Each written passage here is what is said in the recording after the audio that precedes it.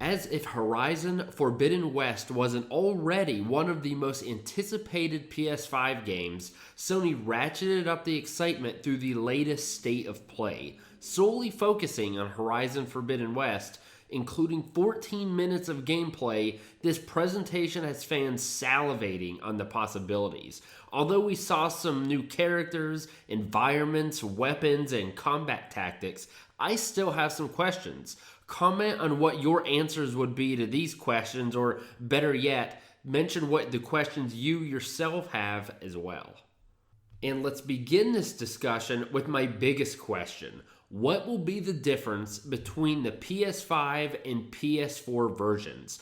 I bought this new expensive PS5 and I freaking want my gaming experience to be enhanced, dang it. Is there going to be DualSense integration, better resolution, faster frame rates, special edition consoles, unique physical versions of the game?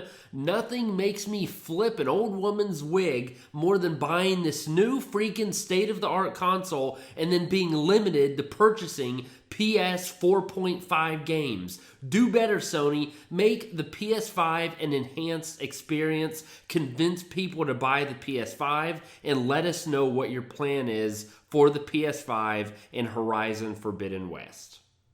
And most people have talked about the lack of release date in the state of play for this game. And although I find it odd that it wasn't mentioned, my personal opinion is that they're going to try to push for a holiday release. But without giving a hard release date, they are allowing for wiggle room in case development takes longer than expected.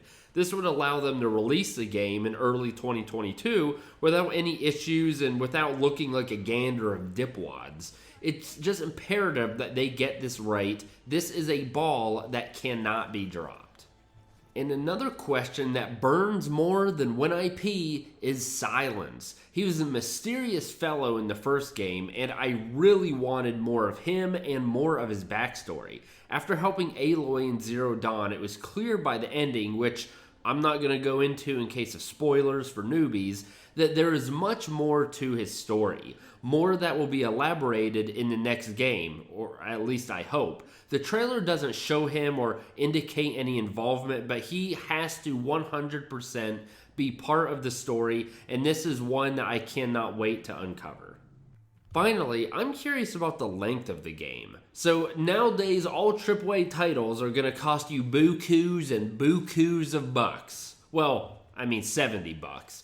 But I don't want to get into a discussion of game length versus price, all that garbage. But there are some PS5 games that are relatively short, which, to be fair, I am not opposed to. I'm over playing 50 hours to finish a game. Who has that type of time? And if you do, please spill the beans. Share your secret. Zero Dawn was about 30 hours to finish, and I think that is a good length. Much longer than that, it starts to drag on. I would like to see what type of potential DLC, multiplayer, or approximately how long the game may take.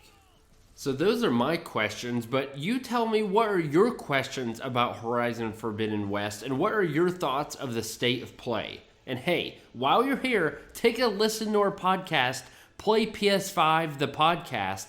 It's the perfect mix of PS5 news, game reviews, and buffoonery. I can't promise you're going to like our face. I can't promise you're going to like our style, but I 100% guarantee you that you will be entertained. Thank you for watching, and don't play with yourself. Play PS5.